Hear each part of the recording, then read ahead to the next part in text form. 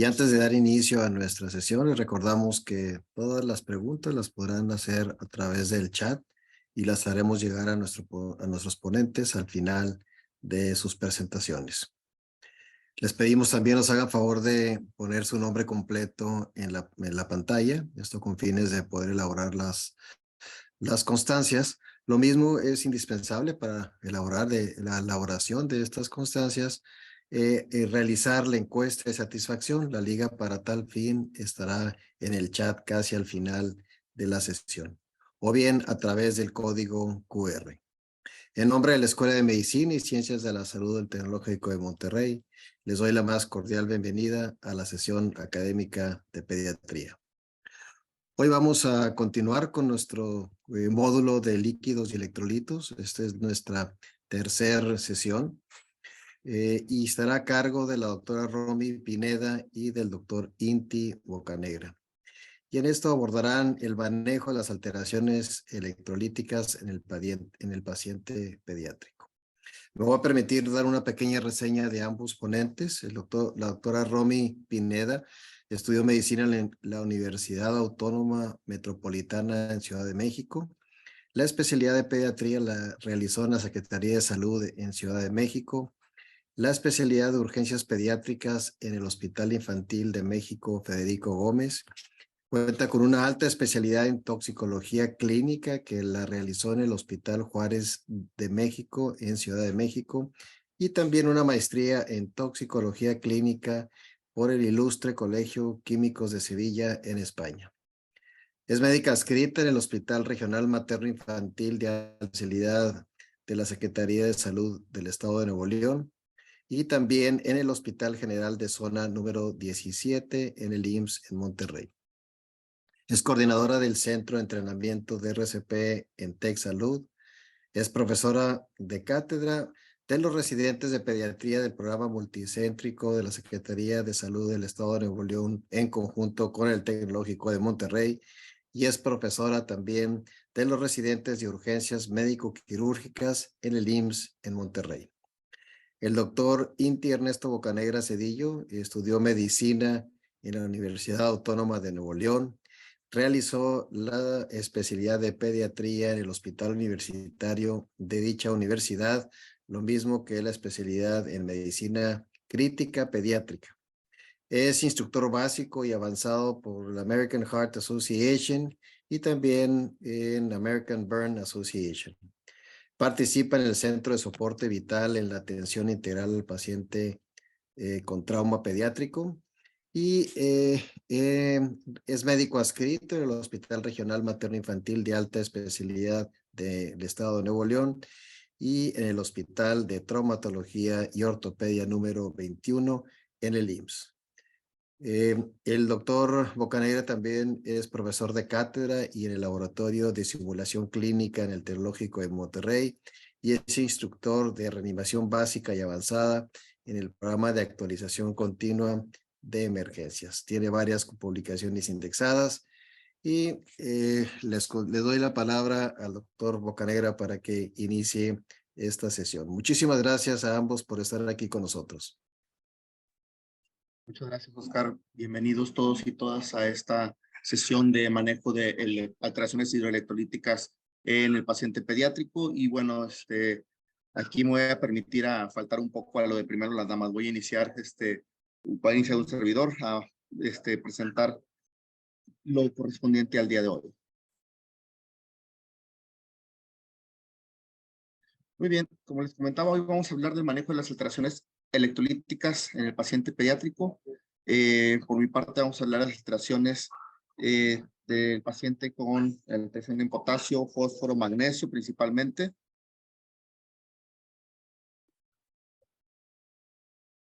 Vamos a iniciar. Vamos a iniciar con las alteraciones en el electrolito del potasio. Y pues algunos datos importantes de lo que es este elemento y por qué nos interesa hablar de ello.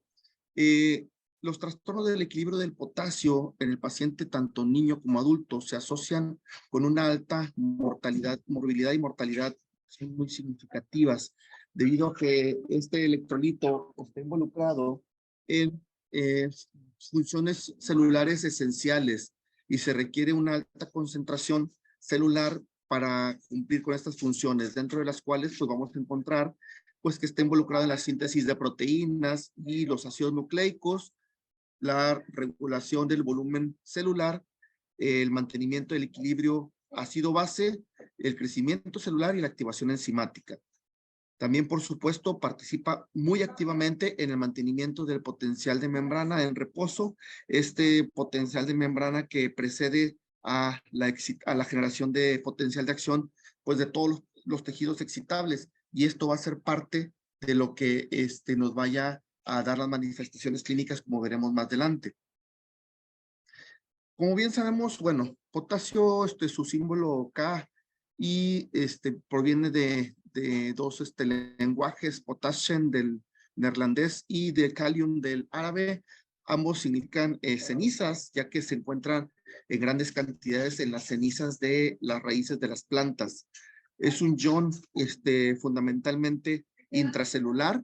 Sus niveles plasmáticos los encontramos en forma adecuada cuando se encuentran entre 3.5 a 5.3 miliequivalentes por litro. Para regular esta homeostasis del potasio, para que se mantengan esos niveles, vamos a depender mucho de los cambios de potasio entre la célula y la excreción renal. De hecho, más adelante vamos a ver que es una cuestión muy compleja esta de la excreción renal para mantener esta homeostasis. Pero bueno, variaciones metabólicas celulares, por más insignificantes que parezcan, pueden alterar de forma importante los niveles plasmáticos del potasio, dándonos así pues las patologías de la hipopotasemia o hiperpotasemia. Y como les decía, pues ¿qué nos va a afectar? Principalmente la activación del potencial de acción, trayéndonos problemas a nivel neuromuscular y también en la inhibición de enzimas celulares que normalmente deberían estar funcionando de otro modo. Normalmente tenemos una concentración de 50 a 60 miliequivalentes de potasio por kilo de peso. Los ancianos llegan a tener menos potasio, hasta un 20% menos que en los niños, y también diferencia de sexo, las mujeres tienen un 25% menos de potasio en su composición corporal. El potasio es un elemento que se absorbe muy fácilmente en el tracto gastrointestinal y de ahí se va a distribuir a principalmente músculo, hígado, huesos, glóbulos rojos, etc. La regulación, como les decía, tiene mucho que ver con el balance que se mantenga entre los espacios extracelulares e intracelulares, manteniéndose este elemento en el espacio extracelular en un nivel de 4 a 5 miliequivalentes por litro, que es lo que siempre estamos viendo en los exámenes de laboratorio, y en un nivel de hasta 145 miliequivalentes por litro, en lo que vemos intracelularmente. Hay que tener en cuenta que se excreta principalmente en orina y en heces, y esto nos va a ayudar a comprender pues algunos de los tratamientos que vamos a utilizar cuando haya una elevación exagerada de este elemento. Otras cosas que van a afectar la distribución del potasio a nivel corporal y que pueden ser tanto de forma fisiológica o normal en el cuerpo, como cuando agregamos algún otro componente. La insulina secretada después de la comida también afecta la distribución celular del potasio. La insulina mueve el potasio hacia las células después de que ésta se secreta junto con la glucosa que tenemos en el torrente sanguíneo. También la deficiencia de insulina va a ser relacionada con hiperpotasemia, sobre todo en los pacientes que tienen deficiencia de en los diabetes tipo 1. Las catecolaminas endógenas, beta-2 adrenérgicas, van a también promover el movimiento de potasio hacia las células. Y esto gracias a la activación de la bomba de sodio-potasio ATPasa. Por otra parte, medicamentos como el albuterol o también lo va a promover la absorción celular de este elemento, y pues también otros medicamentos como el propranolol, medicamento antihipertensivo, bloquea los receptores beta-2 adrenérgicos y va a elevar la concentración plasmática de este elemento. Cambios como el ejercicio moderado, podemos tener cambios regulares de potasio que pues no nos van a a alterar mucho. Sin embargo, pues sí hemos sabido de pacientes que han tenido ejercicios extenuantes y que logran llevar un incremento de hasta 2,000 equivalentes por litro los niveles de potasio, teniendo pues ya repercusiones a nivel cardíaco. También el cambio en el equilibrio ácido-base, en el pH, ya sea hacia la acidemia o hacia la alcalemia, nos va a dar alteraciones del movimiento del potasio hacia la célula, teniendo así pues que la acidosis metabólica pues va a promover la salida de potasio hacia las células al hacer intercambio con iones de hidrógeno, y la alcalosis metabólica pues va a tener un efecto contrario. Y pues bueno, últimos 2 puntos en cuanto a los factores que alteran la distribución, los cambios en la osmolaridad plasmática, ya sea por la presencia de un incremento de glucosa, pues va a también desplazar el potasio hacia fuera de las células, al igual que la aldosterona, que puede incrementar la captación celular, pero su principal efecto va a ser aumentar la excreción renal del potasio. Y como les decía, la regulación renal del potasio realmente es algo muy complejo que, pues, por aras del tiempo no vamos a abordar, pero sí tenemos que tomar en cuenta que los principales lugares que están involucrados a nivel de la nefrona, pues va a ser el túbulo contorsionado proximal, en donde se reabsorbe una gran cantidad del potasio que ha sido filtrado, el asa de Henle, en donde se secreta y se reabsorbe hasta un 25% neto del potasio, y la rama ascendente gruesa medular, donde también se reabsorbe de forma activa y pasiva. Aquí pues la importancia de reconocer que va a haber ciertos medicamentos como los diuréticos de asa y también algunos otros trastornos genéticos que nos van a traer alteraciones, sobre todo en la pérdida y reabsorción del potasio. Pero bueno, ya entrando en tema de alteraciones, pues vamos a definir la hipopotasemia como aquellos niveles plasmáticos del potasio que se encuentran por debajo de 3,5 miliequivalentes por litro.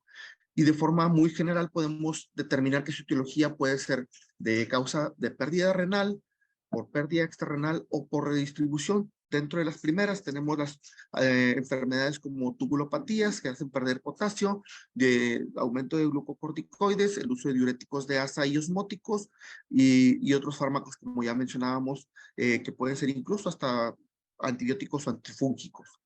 Las pérdidas extrarrenales, que pueden ser una de las causas principales con las que lleguen nuestros pacientes, pues va a ser principalmente por vómitos, diarrea, obstrucción intestinal, fístulas intestinales de alto gasto y uso de laxantes.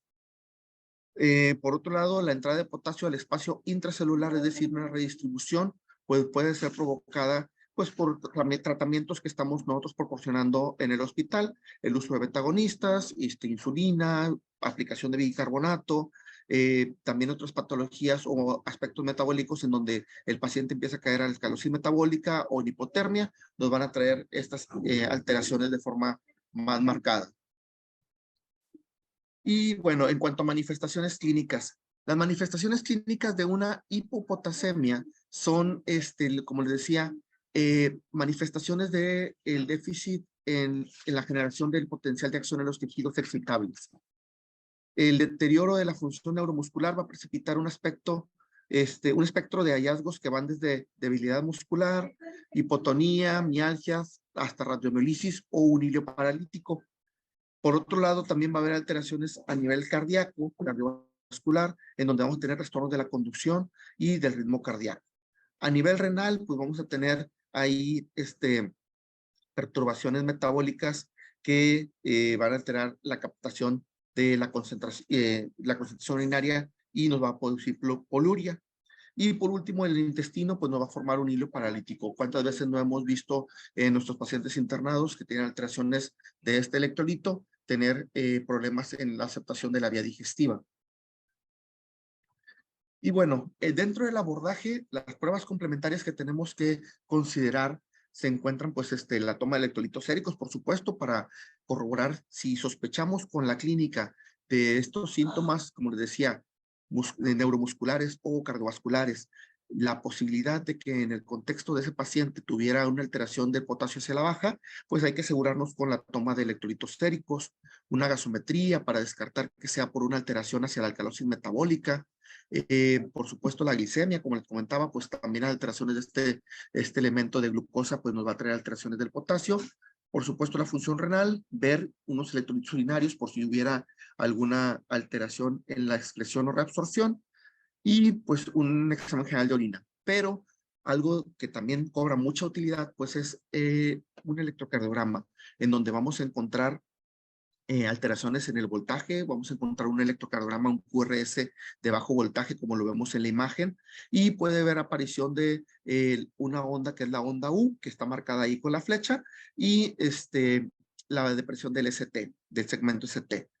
Por supuesto, cuando ya es muy crítico el descenso de este electrolito, pues bueno, vamos a llegar a tener incluso arritmias como las llamadas torsades de Pons o una fibrilación ventricular.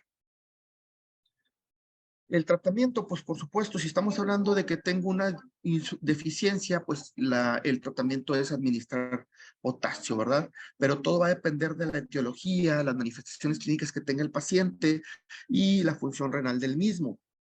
Así pues, también tenemos que pensar siempre en tratar la causa principal, si estamos utilizando diuréticos, si estamos ante una alcalosis metabólica, si estamos teniendo pérdidas extrarrenales, etcétera. Cuando hay una hipocalemia sintomática y no hay variaciones en el electrocardiograma o estas variaciones son escasas y sus niveles pues también séricos son muy poco lo que se alejan de la normalidad, pues se prefiere cloruro de potasio y intravenosa en una dosificación que puede ir de 0.5 a 1 miliequivalente por kilo, con una concentración máxima de 20 a 50 miliequivalentes por litro. Sin embargo, esto pues sería a nivel paciente que tuviéramos un catéter venoso central. Lo ideal que sea una concentración máxima de 20 miliequivalentes por litro. Y esta tenemos que ser muy cuidadosos en la indicación de que tiene que ser en una infusión para 1 hora. Por supuesto, idealmente con solución fisiológica para evitar concentraciones elevadas de glucosa. Cuando ya tenemos síntomas o alteraciones del electrocardiograma, definitivamente requerimos un tratamiento urgente que tiene que ser administrado por vía venosa central. Y aquí ya varía. Si en la anterior habíamos indicado una infusión única de cloruro de potasio en la dosis que ya mencionamos, aquí se plantea la necesidad de indicar infusiones más prolongadas de duración y con dosificación distinta, la cual mencionan que puede ser de 0.3 hasta 0.5 miliequivalentes por kilo por hora, y incluso hay pacientes que requieren hasta 1 miliequivalente por kilo por hora, y estas se pueden prolongar hasta por 8 o 12 horas, dependiendo qué tan bajo esté el nivel de potasio. Por supuesto, tenemos que estar monitorizando durante esta infusión cómo vamos en los niveles de recuperación y la monitorización cardíaca continua. Cuando tenemos casos leves y que no tenemos manifestaciones clínicas o que tenemos pacientes que vamos a perpetuar esta posible pérdida de potasio porque pues, es necesario poner el diurético o alguna otra situación, pues podemos suplementar con sales de potasio a nivel de vía digestiva, y esto va en una dosis de 2 a 4 miliequivalentes por kilo por día. Pasamos a el lado contrario, que yo creo que es el que más frecuentemente tenemos, pues el temor de que se nos presente. La hiperpotasemia se refiere a niveles plasmáticos por encima de 5.5 miliequivalentes por litro. Hay que tener mucho cuidado cuando detectamos estos niveles, sobre todo cuando son de una forma incidental, es decir, no tengo clínica, no tengo sospechas, pero por un hallazgo encuentro que tengo un potasio elevado en los exámenes de laboratorio que tomé. Esto puede tratarse de una pseudo hiperpotasemia, ya que durante la extracción de las muestras sanguíneas o el procesamiento de las mismas puede haber alteraciones que causen hemólisis, salida de potasio y, por supuesto, un nivel elevado a nivel de laboratorio. Pero bueno, ya pasando a lo que es las causas reales, pues tenemos que puede ser causado porque se incrementó la entrada de potasio al organismo, ya sea por ingesta, aunque esto es raro cuando no se está ingiriendo algún suplemento de potasio. Por alimentación es muy, muy extraño que lleguemos a tener. Cuando es más frecuente es por administración parenteral, y en eso tenemos que ser muy cuidadosos cuando estamos manejando pacientes pues internados con soluciones parenterales que llevan potasio. Y otro punto importante es paciente que llega a tener transfusiones masivas. El otro punto es que puede haber hipercalemias por alteración de distribución o de paso transcelular, y esto puede ser por situaciones como daño de la estructura celular como radiomiolisis, hemólisis, pacientes que se encuentran con síndrome de lisis tumoral o el paciente gran quemado. Y aquellos pacientes que sin necesidad de tener un daño celular pueden causar alteraciones en el transporte del potasio, pues son aquellos que ya mencionamos, como la acidosis metabólica, el déficit de insulina, la intoxicación digitálica, uso de beta bloqueantes, etcétera. Pacientes que nos van a disminuir la eliminación renal y que nos van a incrementar el potasio en sangre, pues va a ser pacientes con alteraciones del volumen intravascular, pacientes con insuficiencia renal, que no va a haber una excreción adecuada a nivel de la nefrona, alteraciones tubulares que pueden ser incluso congénitas o enfermedades como hipoaldosteronismo. Ya mencionaba, pues bueno, la extracción traumática de muestras sanguíneas también es una problemática presente. ¿Qué vamos a ver en manifestaciones clínicas? Pues las más temidas son cuando ya tenemos niveles de potasio arriba de 7 miliequivalentes y pues va a depender mucho de los grados de hiperpotasemia que tengamos, la rapidez con que se ha instaurado y la asociación con otros trastornos.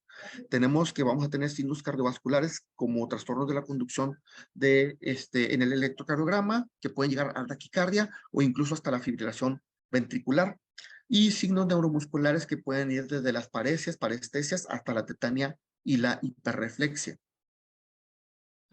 Ya veíamos que como pruebas complementarias, pues tenemos que tomar los mismos que tomamos para la hipocalemia para detectar dónde está la problemática.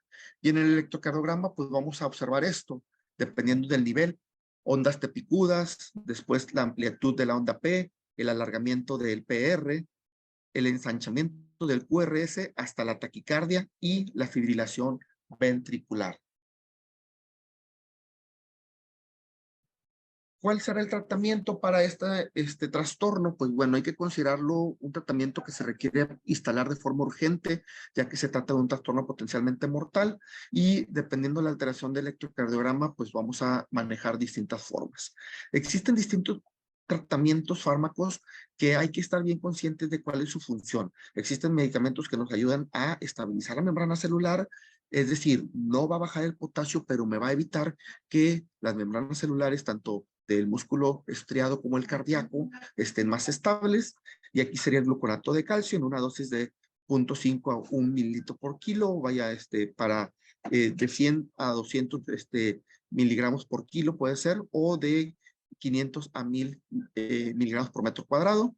En una infusión entre 30 a 60 minutos se tiene que estar monitorizando pues el trazo electrocardiográfico. Existen medicamentos o fórmulas que utilizamos para promover la entrada del potasio al espacio intracelular. La más utilizada pues, es el bicarbonato de sodio, que es a una dosificación de 1 miliequivalente por kilo, diluido a 1:1 con solución glucosada. Aquí sí queremos que entre el potasio a la célula, por eso utilizamos solución glucosada para una infusión de 20 minutos.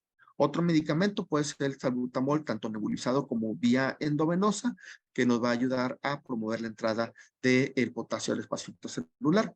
Y otra que utilizamos, pero que también hay que tener mucho cuidado porque si no la utilizamos de forma adecuada, tenemos alteraciones en otros rubros, pues es la llamada solución polarizante, que se trata de la utilización de glucosa con insulina, que de modo muy sencillo podemos pensar en que necesitamos insulina a una dosificación de 0.1 unidad por kilo y glucosa al 25%, es decir, son 2 cc por kilo, podemos utilizar 1 cc por kilo de glucosa al 50 por 1 cc por kilo de agua y con eso ya tendríamos nuestros 2 cc por kilo al 25%. Y esto se pasa en una infusión de alrededor de 1 hora. Su inicio empieza en 30 minutos y su duración es de 2 a 4 horas. Aquí hay que tener mucha atención en los niveles de glucosa del paciente. Y lo que nos ayudaría un poco más, pues sería favorecer la eliminación del potasio. Dentro de los que usamos pues más frecuentemente es el uso de la furosemida en una dosis desde 0.5 hasta 1 miligramo por kilo de forma intravenosa. Y aquí hay que tener cuidado nada más con la remoción también del sodio. Otro punto sería las resinas de intercambio iónico, como que pueden utilizar de forma vía oral o vía rectal, sin embargo, pues es un poco más tardado su efecto. Y pues el más efectivo, pero pues también invasivo, pues la hemodiálisis o diálisis peritoneal o métodos de sustitución renal. Ya más específicamente, si el paciente está asintomático y hay niveles de potasio por debajo de 7, pues podemos irnos con el primer paso de administrar furosemida, restringir, por supuesto, los ingresos de potasio del paciente, ver la función renal como nos está resultando y tratar las otras causas que pueden estar involucradas, como ya mencionamos, los más frecuentes, la hipovolemia o la acidosis metabólica. Cuando ya tenemos sintomatología y ya tenemos potasio arriba de 7 y pues los niveles han ido aumentando de forma rápida, podemos ya tener alteraciones a nivel de electrocardiograma. Hay que proporcionar, por supuesto, volumen al paciente para incrementar el volumen intracelular y hemodiluir un poco este nivel de potasio. Administrar estabilizadores de membrana, como ya mencionamos, gluconato de calcio.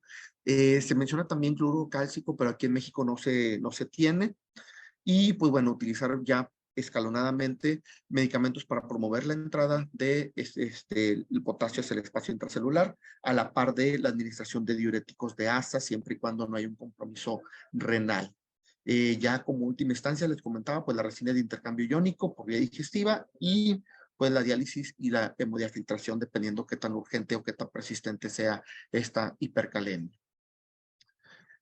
Vamos a dar paso rápido a las alteraciones del fósforo, que finalmente no es algo que se ocurra tan frecuentemente, pero hay que estar pendiente, pues nos puede causar alteraciones cuando tenemos a la baja una hipofosfatemia o abajo de 2.5 miligramos por decilitro, hiperfosfatemia arriba de 7 miligramos por decilitro, y pues bueno, tenemos que hay otras alteraciones que nos pueden dar falsas hiperfosfatemias, como puede ser la hiperlipemia, hipoglucemia y hemólisis.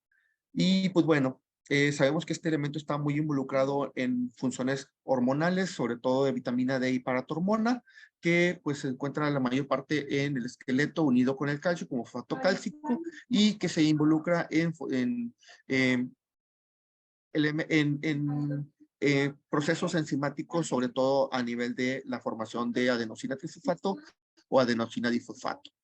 La hipofosfatemia, su principal etiología va a ser por pérdidas renales, por diuréticos de tipo tiacídico o de ASA, o alteraciones como la cetosis diabética, déficit de vitamina D, hiperaldosteronismo. También puede haber alteraciones a nivel del intercambio hacia el espacio intracelular, en la alcalosis respiratoria, o disminución de la absorción intestinal, sobre todo cuando hay alteraciones de la vitamina D o el uso de antiácidos, que es lo más común.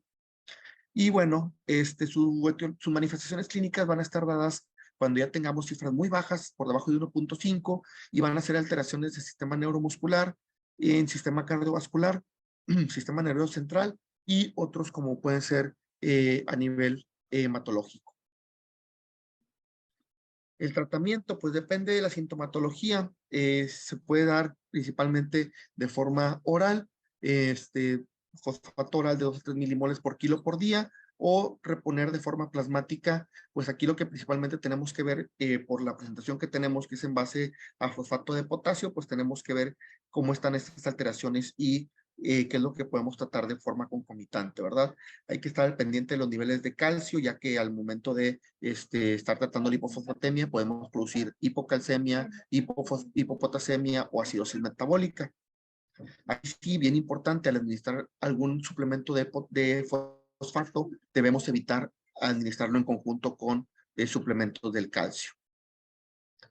Por parte de la hiperfosfatemia, pues bueno, aquí el origen principalmente va a ser una alteración a nivel renal, por un aumento de la reabsorción tubular o disminución de la excreción, como les comentaba.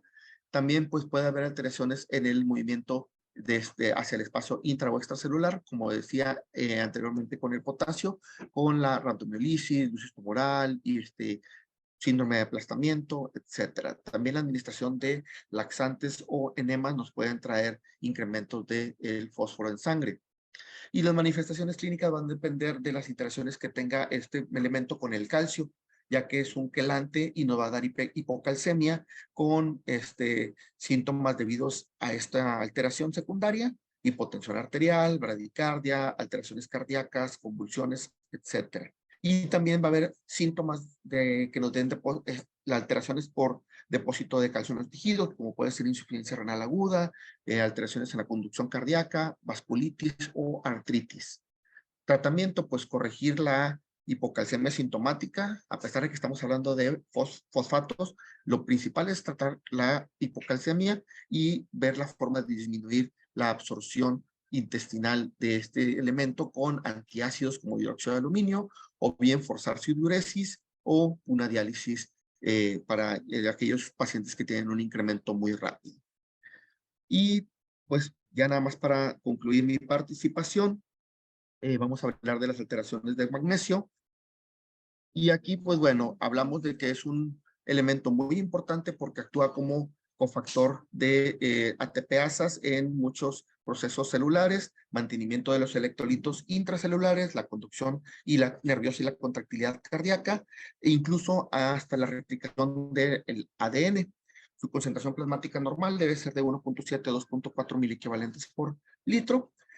Y pues sus alteraciones en la hipomagnesemia principalmente va a ser por pérdidas gastrointestinales, también de forma renal se pueden perder por presencia de tubulopatías, uso de diuréticos o medicamentos como antifúngicos como la protenicina o medicamentos como cisplatina. ¿Qué manifestaciones clínicas vamos a tener? Pues vamos a tener desde tetania hasta convulsiones, hipotensión, insuficiencia cardíaca, y en el electrocardiograma también vamos a tener manifestaciones que son aumento del segmento PR y del QT, aparición de ondas Q y ensanchamiento del complejo QRS. Tratamiento, si es de forma aguda, pues con sulfato de magnesio intravenoso de 20 a 50 miligramos por kilo por dosis, que se puede repetir cada 4 a 6 horas. Aquí hay una situación muy importante, no confundir con la administración en una torsade de Pons, que también requiere sulfato de magnesio, pero ahí sí se administra en un bolo rápido. Aquí hay que administrarlo de forma cautelosa hasta de 1 o 2 horas. Y posteriormente dejar ahí una dosis de mantenimiento. La hipermagnesemia es poco frecuente, principalmente se da por causas iatrogénicas o aquel paciente con insuficiencia renal. Tenemos que niveles arriba de 3 a 4 miligramos por decilitro, vamos a tener alteraciones a nivel neurológico, y los niveles que se encuentran por arriba de los 5 miligramos por decilitro, ya va a haber disminución de los reflejos osteotendinosos, hipotensión, bradicardia, las alteraciones electrocardiográficas que habíamos visto. Y aquellos que estén arriba de los 10 miligramos por decilitro, ahí ya definitivamente vamos a tener alteraciones gravísimas como la parada cardíaca y el bloqueo cardíaco. Y pues bueno, hay que recordar que los efectos de la hipermagnesemia se van a potenciar con otras situaciones como la hipervasidosis metabólica, hipercalcemia y la hiperpotasemia. Tratamiento, pues suspender los aportes y buscar la causa desencadenante, tratar de forzar la excreción renal con uresis, con suero salino y furosemida, administración de gluconato de calcio en lugar cuando haya una urgencia importante. Y bien, bueno, por mi parte, es todo. Cedo la palabra a la doctora Romy Pineda.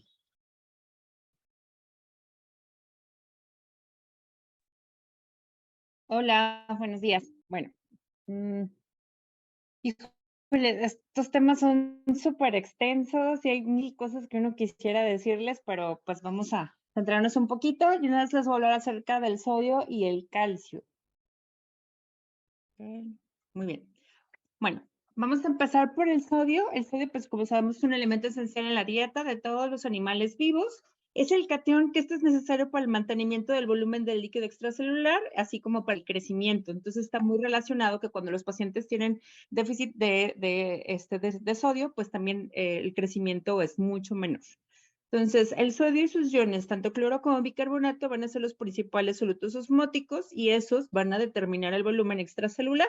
El 90% de los solutos de líquido extracelular son precisamente estos, ¿de acuerdo?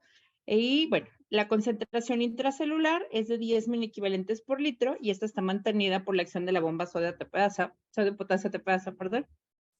Y el extracelular lo mantenemos en 140 miliequivalentes por litro.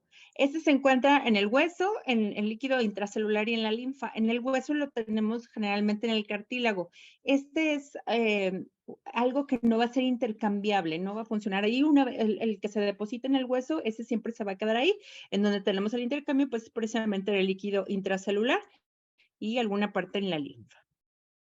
Tenemos diferentes mecanismos en los cuales hay una regulación del sodio, tanto aferentes como eferentes. Los aferentes se van a basar propiamente en los lechos vasculares, ¿sí? Que serían estos, los receptores venosos, intratorácicos, pues tienen que ver con las arterias y las venas que tenemos para poder regular esto. Y los mecanismos eferentes va a ser la regulación renal, que esta va a ser a partir de los factores peritubulares y luminales y algunos mecanismos humorales que tenemos, que son los que nos van a ocasionar las manifestaciones y la disregulación en el sodio.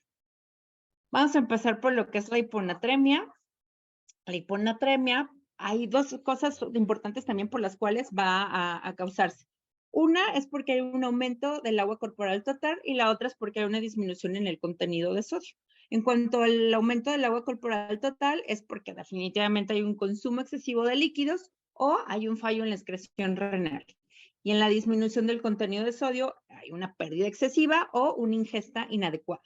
¿Cuáles serían unas pérdidas de sodio importantes? Pues pediátricos al fin, vómito, diarrea, por ejemplo, un paciente que por algún motivo tenga una diaforesis excesiva, pues también las quemaduras, bueno, esto es más bien como para adulto, pero bueno, finalmente también es un punto importante, y aumento largo consumo de cerveza, algunas enfermedades hepáticas, pacientitos que tengan ascitis, que tengan hepatomegalia, hipertensión portal, esto va a hacer que incrementen las pérdidas de sodio.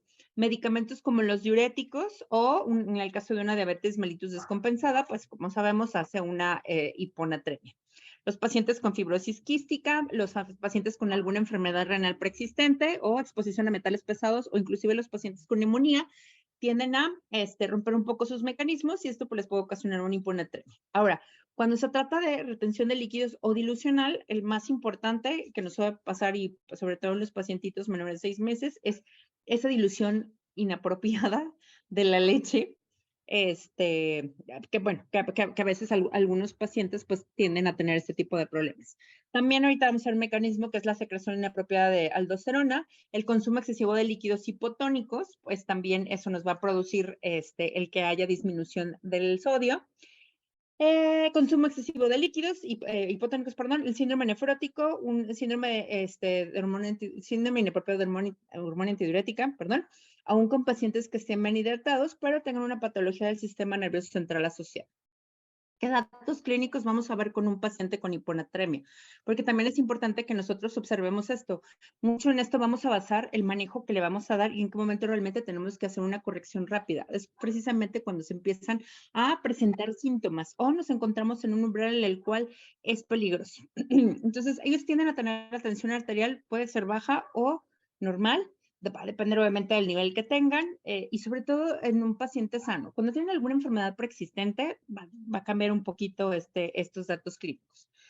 La frecuencia cardíaca, pues tratando de compensar, va a estar incrementada, la respiratoria va a estar disminuida, la temperatura puede estar normal, el sistema cardiovascular va a depender si tienen hiponatremia con hipovolemia o con hipervolemia.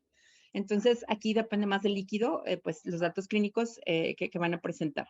A nivel cerebral van a estar letárgicos, fatigados, pueden presentar irritabilidad por cefalea, estar confundidos, inclusive deterioro neurológico como decremento de la conciencia, alucinaciones, hasta el coma o herniación, ¿no? Crisis convulsivas, que ese es como, el punto pivote por el cual muchos pacientes llegan, sobre todo los que comentaban, ¿no? Esos menores de 6 meses que les diluye la leche, llegan por convulsiones de nuevo y resulta que esas convulsiones, pues, fue una iatrogenia.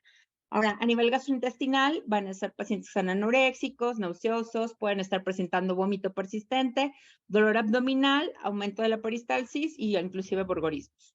A nivel neuromuscular, hay disminución de los reflejos osteotendinosos y tienden a tener algunos espasmillos musculares.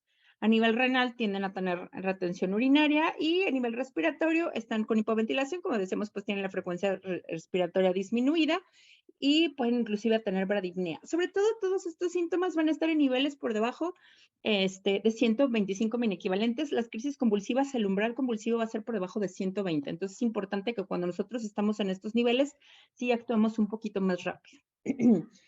Ok, Podemos tener una hiponatremia que sea hipoosmolar. ¿Eso por qué va a ser? Hay un incremento del volumen extracelular y estos pacientes tienen edema. Eso nos lleva a que tenga un agua corporal total aumentada, así como el sodio corporal total. Y aquí tenemos un sodio urinario disminuido por debajo de 20 milimoles por litro. ¿Y eso por qué es? Es por una vasodilatación por circulación esplácnica o porque está incrementado el óxido nítrico endotelial. También puede ser por un sodio urinario que está por arriba, por debajo, perdón, de 20 milimoles por litro, y eso puede ser por una insuficiencia renal aguda. También tenemos volumen extracelular normal, que no tiene edema, a diferencia del otro, y aquí lo que tiene aumentado es el agua corporal total, con un sodio urinario mayor a 20 milimoles por litro.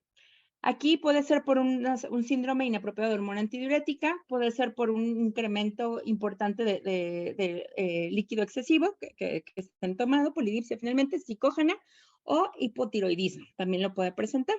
O aquellos que tienen disminuido el volumen extracelular y tienen un déficit de agua corporal total, y aquí el déficit total de sodio pues también está presente. Y esto es una ingesta insuficiente de sodio, pérdida excesiva de sodio no renal, como en sudor, como en la fibrosis quística, o una pérdidas gastrointestinales, perdón, por vómito, diarrea, un tratamiento prolongado con líquidos claros con bajo contenido de sodio, que finalmente, como vemos, mucho del problema que tenemos, el hecho de que estén los pacientes con hiponatremia es precisamente ese aumento de líquido hipotónico. También en cuanto al mecanismo cerebral, bueno, aquí especialmente hay un aumento de la presión intracraneal. Entonces, las primeras manifestaciones son estas, náusea o vómito. Sin embargo, puede haber una evolución rápida y causar convulsiones. Entonces, llevarlos hasta herniación del tallo, coma y pues muerte finalmente. Hay una liberación de neurotransmisores excitatorios como respuesta o conductancia disminuida del cloro, y ese proceso se puede explicar pues la sintomatología que tiene nuestro paciente. Eso hace que se reduzca la osmolaridad y en el espacio extra una movilización de agua hacia celular, y eso es edema cerebral. Aquí lo que vamos a tener es que falla respiratoria.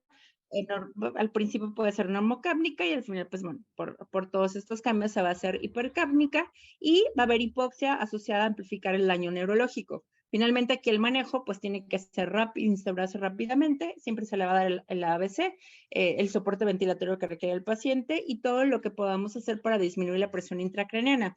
Hablando de sodio, aquí sí es importante que nosotros utilicemos bolo de hipertón, pues solución que tenemos 10%, o es equivalentes por minutos hasta ver la evolución. Obviamente sabemos que tenemos también a veces con un solo bolo es suficiente, obviamente tenemos que estar observando los datos clínicos, cómo está evolucionando también nuestros paciente tiene estas pérdidas, se está diluyendo, entonces no vamos a poder alcanzarlo nunca. Aquí el tratamiento realmente es la restricción de los líquidos. Y obviamente ir viendo cómo evoluciona el paciente clínicamente y que hemodinámicamente siempre se mantenga estable. Aquí el problema es que tuviéramos el sodio por debajo de 120, pues ¿qué va a pasar? El paciente nos va a presentar crisis convulsivas. Ese umbral que les mencionaba, que nos lleva pues a este problema, siempre hay que dar ese brinquito, ¿no? Por arriba de 120 para saber que nuestro paciente está seguro. Y aquí lo que nos podemos basar, pues son esos boles de hipertón. También puede ser la solución hipertónica al 3%, el mismo bolo que les mencionaba anteriormente para cuando tenemos edema cerebral. Y inclusive furosemide para tratar de incrementar el sodio por las pérdidas que estamos teniendo en ese momento. Ahí.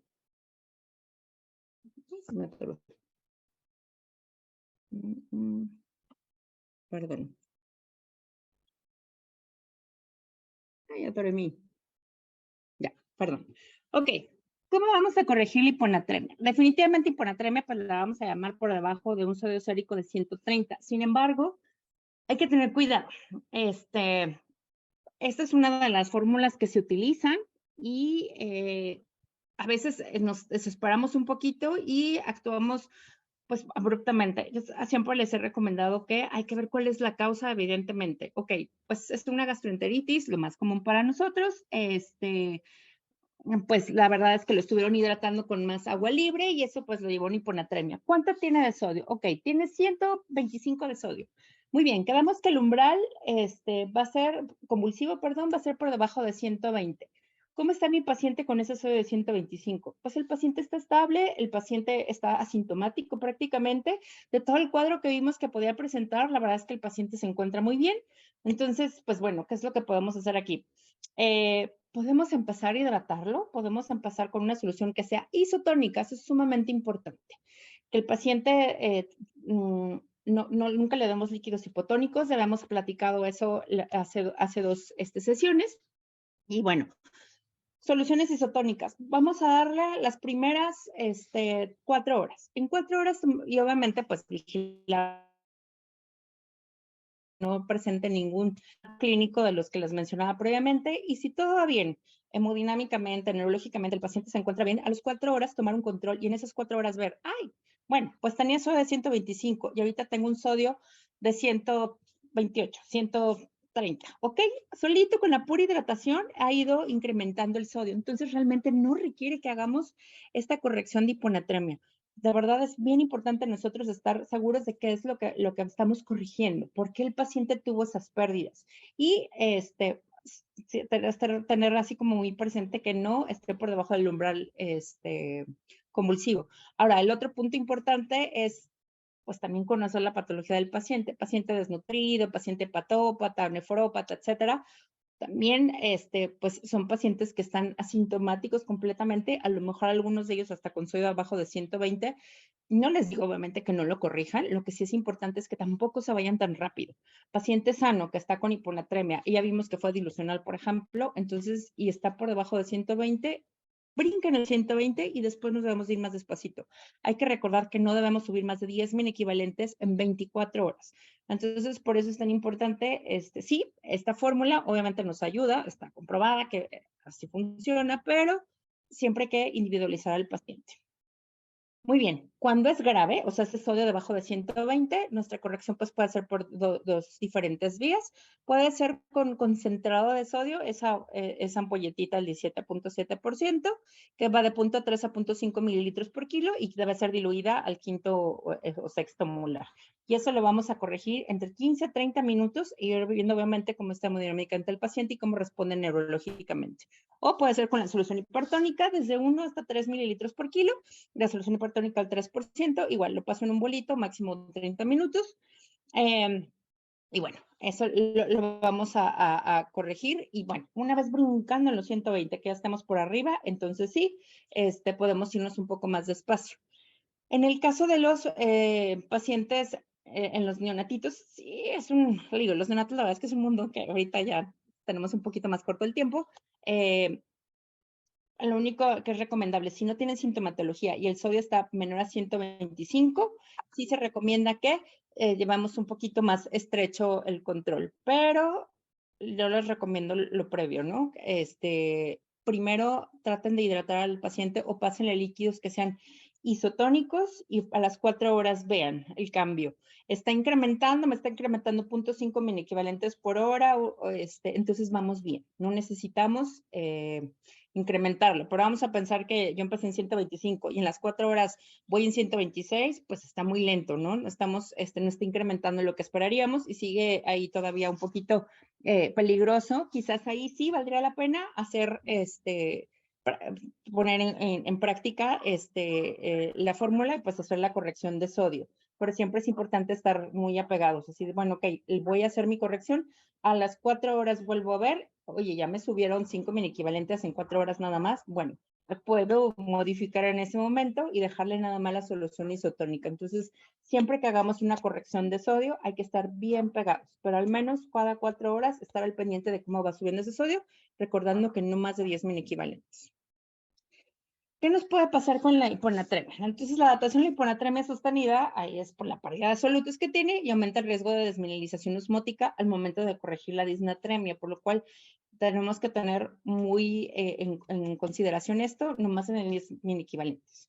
Puede presentar cuadriplegia, disartria, disfagia, diplopia, alteración en el estado de conciencia días posteriores, porque es algo que ni siquiera se puede presentar tan en agudo.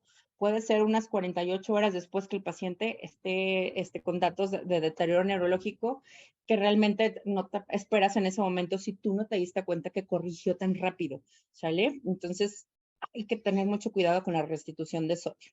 Y bueno, está asociada completamente a la pérdida de la integridad de la barrera hematoencefálica y esto permite la entrada de mediadores de inmunidad que pueden contribuir a la desmineralización. También cuando tenemos una diuresis abundante es la causa más común de restablecimiento excesivo de sodio. Y aún sin el aporte de este electrolito se pueden contrarrestar mediante la administración de agua o en el caso necesario con desmopresina. Aquí la corrección también de hipocalemia puede favorecer una restitución excesiva, entonces hay que tener cuidado en todos estos puntos para evitar precisamente que tengamos algún riesgo. Pues padrísimo, corregimos la hiponatremia, pero pues el paciente ahora tiene melinolisis pontina y eso es algo de las cosas que nosotros tenemos que evitar y acuérdense lo que les mencionaba, pueden pasar hasta 48 horas para que nosotros veamos datos clínicos, entonces siempre estar muy apegados cuando hagamos alguna de estas correcciones. En cuanto a la hipernatremia, bueno, usualmente la pérdida de electrolitos, hay de origen renal y gastrointestinal. Las de origen renal van a ser en caso de fiebre, ejercicio, exposición prolongada a calor, quemaduras severas, ventilación mecánica y uso de mineralocorticoides. En el caso de las gastrointestinales, pues va a ser la de osmótica y es la causa más común de hipernatremia. Denme un segundo. Ok. Los datos clínicos. Aquí va a haber alteración del estado de alerta y bueno, para confusión leve hasta letargo o coma profundo puede haber hemorragia, que ese es como el punto importante cuando los pacientes tienen hipernatremia. Hay una hemorragia intraparenquimatosa, la cual es más común en los pacientitos menores de 3 meses. Entonces también tenemos que tener mucho cuidado y es un punto en el cual también nosotros debemos de estudiar al paciente. En el caso de que nos llegue con sodio por arriba de 160, tiene más riesgo de que haya hemorragia. O también puede presentar rhabdomiólisis hipernatrémica. Los datos clínicos, bueno, suelen ser un poquito distintos a los que veíamos previamente. Aquí la tensión arterial, pues al revés, tiene que estar baja, puede estar baja o normal. La frecuencia cardíaca tiende a estar en bradicardia, la respiratoria incrementada. O sea, realmente, pues todos los datos clínicos son diferentes. Sé que esto se ve como abrumador, pero en realidad no es tan difícil. ¿Cuál es la recomendación cuando tenemos hipernatremia? Porque ya nos queda poco tiempo, lo siento. Lo mismo, hay que ver la causa por la cual, lo que veíamos, ¿no? Si es algo renal o algo gastrointestinal. Generalmente lo que necesitamos es la hidratación en los pacientes. Les voy a lo mismo. Cuando nosotros tenemos un sodio por arriba de 165, está recomendado que nosotros bajemos más o menos 1.5 máximo en equivalentes por hora de sodio hasta que bajemos por debajo de 165. Mientras, lo que tenemos que hacer es hidratar al paciente. Podemos probar exactamente lo mismo que les comentaba cuando tenemos hiponatremia. A veces la pura hidratación hace las modificaciones que requieren el paciente. Entonces, ¿qué necesitamos? Hidratarlos con una solución que sea isotónica. No debemos de castigar a los pacientes quitándoles el sodio porque si no vamos a hacer que el sodio baje muy rápido y obviamente eso también le va a ocasionar problemas importantes a nuestro paciente. Entonces, podemos hacer lo mismo. Tengo un sodio de 170. Muy bien. Yo sé que tengo que bajar.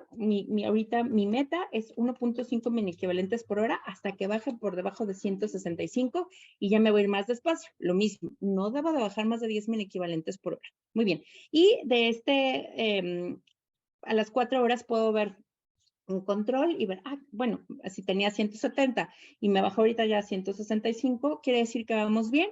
No necesita agua libre. Con la pura hidratación que tenemos, va a ir disminuyendo conforme lo que necesitamos. Entonces, así es como nosotros nos tenemos que ir rigiendo. Viceversa, tengo eso de 170 y a las 4 horas tomo un control que le estoy dando solución isotónica nada más. Y resulta que incrementó, bueno, ahí sí, tengo que llevar a cabo la corrección de agua libre. Las fórmulas, bueno, fórmulas que ustedes ya conocen. Realmente lo importante con esto y lo que a veces se nos hace un poco pesado es, pues, que a veces responden, pues no como quisiéramos, ¿no? No baja así como que menos de 1.5 milliequivalentes por hora. Solamente eso hay que tener cuidado. Hay que ser un poquito más apegados a cómo estamos utilizando los líquidos, ¿de acuerdo? Y bueno, les deberé el del calcio y ahorita ya estamos un poquito sobrepasados de tiempo, pero pues igual en otra sesión o cualquier duda que tengan, pues con mucho gusto, al igual que con el doctor Inti, pues nos pueden escribir y pues para cualquier duda que tengan. Muchísimas gracias, doctora Romy y doctor Inti, por esta presentación tan interesante y claro, a veces parece muy abrumador, pero bueno, es nomás cuestión de poner un poquito de atención a esto y hacerlo con calma para poder manejar los líquidos y electrolitos de manera adecuada. Hay varias preguntas que se las haremos llegar para que nos hagan favor de contestarlas y se las haremos llegar a quienes las han realizado. Hemos concluido nuestros tres sesiones del módulo de líquidos y electrolitos. Les agradecemos mucho a la doctora Romy Pineda y al doctor Inti Bocanegra por esta participación. Les pedimos que nos hagan favor de llenar la encuesta de satisfacción y también los invitamos a que el próximo mes vamos a tener el módulo de oncología y tendremos la primera plática con el doctor Gregorio Zúñiga Villanueva con el tema del contexto en el que mueren muchos niños en México. Les damos muchísimas gracias a toda nuestra audiencia, a todos nuestros ponentes y que tengan un excelente día. Muchas gracias. Gracias, buen día. Buenos días a todos. Gracias.